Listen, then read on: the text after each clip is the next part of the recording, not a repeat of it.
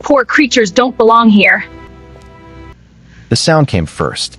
A sharp, hollow crack that echoed through the polished marble lobby, slicing the air so cleanly it felt unreal, like a sound effect added too late. For a split second, time stalled. Conversations died mid-sentence. Footsteps froze. Even the revolving doors at the entrance seemed to pause. Then the pain bloomed. It spread across her cheek in a slow, burning wave, hot and humiliating, sinking deep beneath the skin. Her head snapped slightly to the side, not enough to make her stumble, but enough to announce to everyone watching that something irreversible had just happened. Her vision blurred, not from tears, but from shock. The taste of copper filled her mouth as she pressed her lips together, forcing herself not to react. A hand hung in the air between them, perfectly manicured, fingers stiff with authority. "You don't belong here." The words were sharp, deliberate, spoken loudly enough to make sure no one missed them. They landed heavier than the slap itself. Grace Holloway stood still. She didn't clutch her face. She didn't raise her voice. She didn't defend herself. Her shoulders remained straight, her chin lifted just enough to preserve what little dignity the moment allowed her. Inside, though, something fractured, quietly, deeply. People stared. Some gasped softly. Some exchanged uncomfortable looks. A few quickly looked away, pretending sudden interest in their phones or the digital directory on the wall. No one intervened. No one asked if she was okay. Silence wrapped the scene like a blanket of cowardice. Grace's eyes slowly returned to the woman standing inches from her face. Young, polished, confident. The kind of confidence that comes not from self-assurance, but from knowing the system will always protect you. "I'm sorry," Grace said softly. Her voice didn't shake, though her hands did.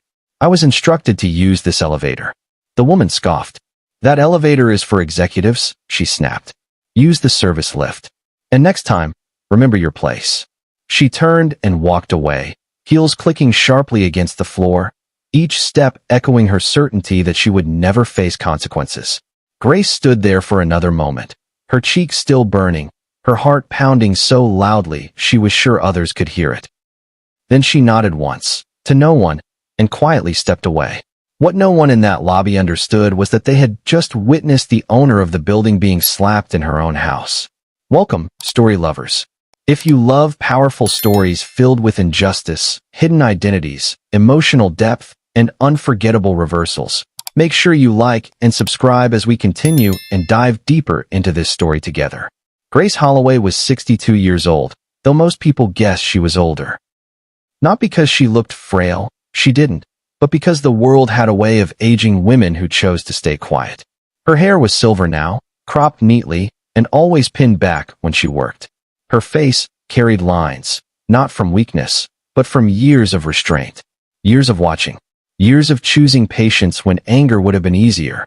She had learned early that power announced itself loudly, but real control moved in silence.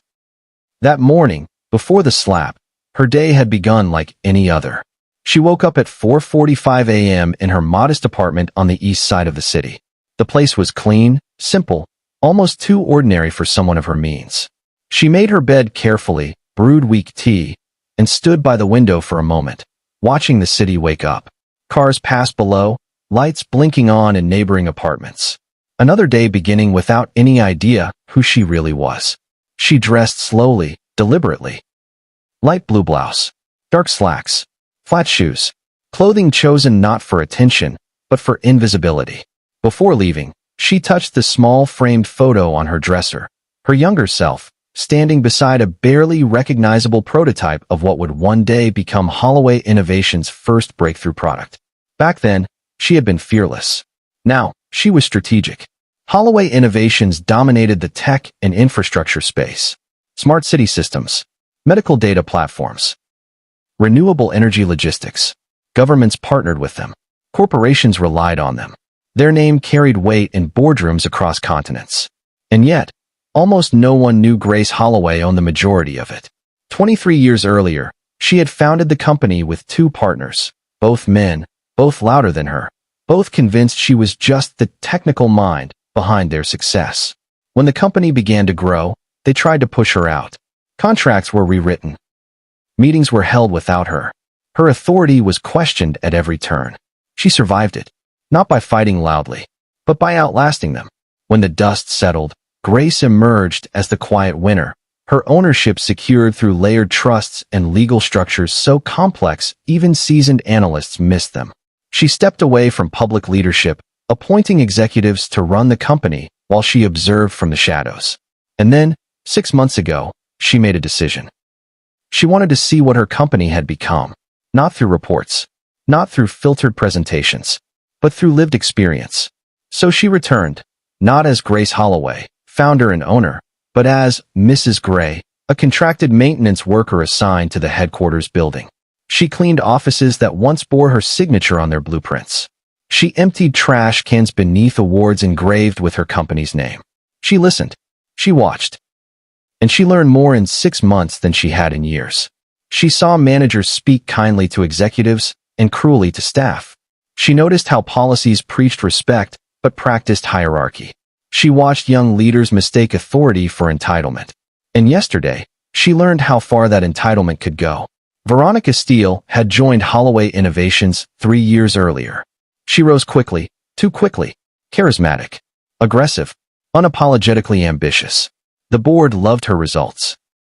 Numbers went up wherever Veronica went. Complaints followed, but they were dismissed as misunderstandings or sensitivity issues. Grace noticed her immediately. Veronica didn't see people, she saw obstacles. On the day of the slap, Veronica had already been furious before she even entered the building. A major partnership deal had stalled overnight. Her assistant had resigned without notice. And now, running late, she saw a maintenance worker standing near the executive elevator. To Veronica, that wasn't just a mistake.